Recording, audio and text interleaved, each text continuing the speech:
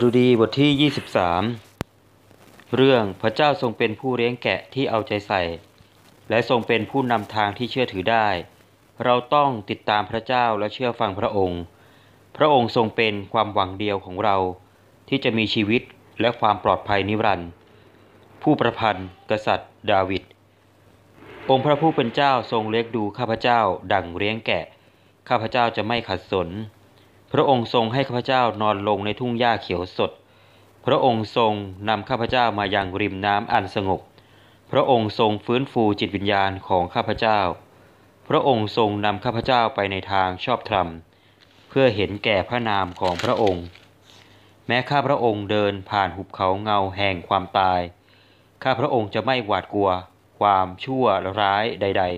ๆเพราะพระองค์สถิตกับข้าพระองค์พระองค์ทรงปกป้องและนำทางข้าพระองค์ทำให้ข้าพระองค์สบายใจพระองค์ทรงจัดเตรียมอาหารสำหรับข้าพระองค์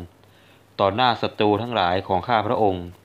พระองค์ทรงเจิมศีรษะของข้าพระองค์ด้วยน้ำมันจอของข้าพระองค์เปี่ยมล้นอยู่แน่ทีเดียวความดีและความรักอันยั่งยืนจะติดตามข้าพเจ้าไปตลอดวันคืนชีวิตของข้าพเจ้าและข้าพเจ้าจะอาศัยอยู่ในพระนิเวศขององค์พระผู้เป็นเจ้าตลอดไปคำอธิบายสดุดีบทที่23ข้อที่1ดาวิดดูแลฝูงแกะตั้งแต่ยังหนุ่ม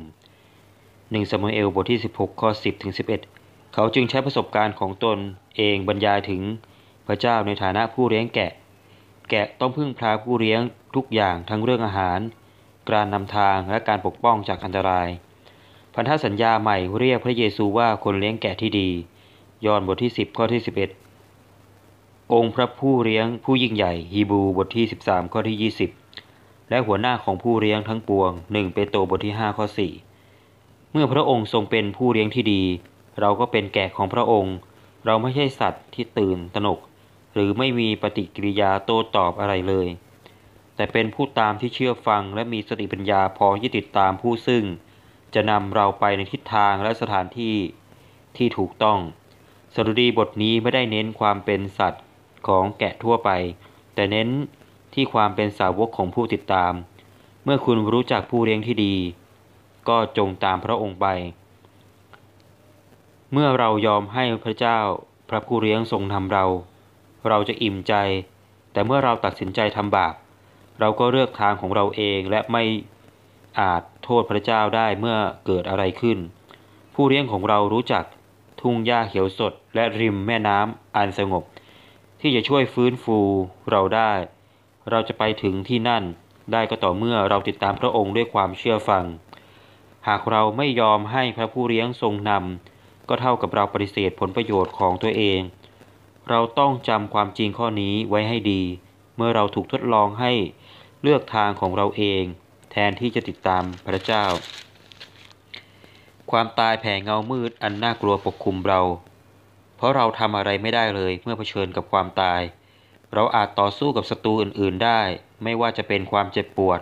ความยากลำบากโรคภัยไข้เจ็บพยานอันตรายแต่กำลังและความกล้าหาญเอาชนะความตายไม่ได้ความตายมีอำนาจเหนือทุกสิ่งมีเพียงผู้เดียวเท่านั้นที่เดินผ่านหุบเขาแห่งความตายไปพร้อมๆกับเราและนำเราไปถึงอีกฝั่งหนึ่งได้อย่างปลอดภัยผู้นั้นคือพระเจ้าแห่งชีวิตผู้เป็นพระผู้เลี้ยงของเราเนื่องจากชีวิตนั้นไม่แน่นอนเราจึงต้องติดตามพระผู้เลี้ยงองค์นี้ซึ่งจะดูแลเราตลอดไปตะวันออกใกล้ในสมัยโบราณนั้นเมื่อจัดงานเลี้ยงฉลองจะมีประเพณีเจิมคนด้วยน้ำมันหอมนอกจากนี้ยังเป็นประเพณีที่เจ้าภาพจะต้องปกป้องแขกของเขาอย่างเต็มความสามารถพระเจ้าก็ทรงปกป้องเราในลักษณะเดียวกันแม้ศัตรูจะอยู่รอบตัวเราในฉากสุดท้ายของสดุดีบทนี้เราเห็นว่าผู้เชื่อจะได้อยู่กับพระเจ้าพระเจ้าทรงเป็นพระผู้เลี้ยงและเจ้าภาพที่ดีเลิศพระองค์ทรงสัญญาจะนำทางและปกป้องเราชีวิตเพื่อนำเราไปสู่บ้านของพระองค์ชั่วนิรันดร์ที่อ่านผ่านมานั้นเป็นสดุดีบทที่23พระคริสตธรรมคัมภีร์อันศักดิ์สิทธิ์สูงสุดและคำอธิบายจากพระคริสตธรรมคัมภีร์ ฉบับอมตะธรรมร่วมสมัยแบบอธิบายและลำดับต่อไปก็จะเป็นการอธิบายจากพระคริสตธรรมฉบับค้นคว้าแบบ NIV สดุดีบทที่23คำแสดงความไว้วางใจและชื่นชมยินดีในพระเจ้าจอมกษัตริย์และพระผู้เลี้ยงอันประเสริฐเน้นการทรงสถิตของพระเจ้าจอมกษัตริย์และพระผู้เลี้ยงเพื่อให้ความเชื่อมั่นแก่ประชากรของพระองค์เลี้ยงรูดั่งเลี้ยงแกะเป็นการเปรียบกษัตริย์กับผู้เลี้ยงแกะเป็นอุปมาทั่วไปในตะวันออกใกล้โบราณซึ่งรวมถึงอิสราเอลในที่นี้กษัตริย์ดาวิดรับรู้ว่าพระเจ้าเป็นจอมกษัตริย์และพระผู้เลี้ยงพระเจ้าจอมกษัตริย์และพระผู้เลี้ยงบนสวรรค์ต้อนรับดาวิดในฐานะกษัตริย์ผู้สวามิภักดิ์และรับเขาไว้ในการปกป้องของพระองค์ในตะวันออกใกล้โบราณการทำพันธสัญญามักปิดท้ายด้วยมื้ออาหารซึ่งแสดงถึงพันธะแห่งมิตรภาพข้าแต่พระเจ้าขอบพระคุณพระองค์ที่พระองค์ทรงเป็นพระเจ้าเนืองนิดพระองค์เป็นพระผู้เลี้ยงและพระองค์เป็นจอมกษัตริย์ที่ทรงสถิตอยู่บนฟ้าสวรรค์เบื้องบนและเป็นองค์จอมเจ้านายพระองค์ทรงสมควรได้รับการยกย่องอย่างสรรเสริญอย่างสูงที่สุดพระองค์เป็นพระเจ้าผู้ยิ่งใหญ่เกรียงไกรไม่มีพระอื่นใดเหมือนพระองค์พระองค์เป็นพระเจ้าเที่ยงแท้แต่พระองค์เดียววันนี้ขอบพระคุณพระองค์สำหรับสดุดีบทที่23ที่เป็นพระคำที่หนุนจิตชูใจให้มีความหวังให้มีความเชื่อได้พึ่งพาวางใจเจ้าผู้ทรงยิ่งใหญ่สูงสุดขอบพระคุณพระเยซูคริสต์ที่น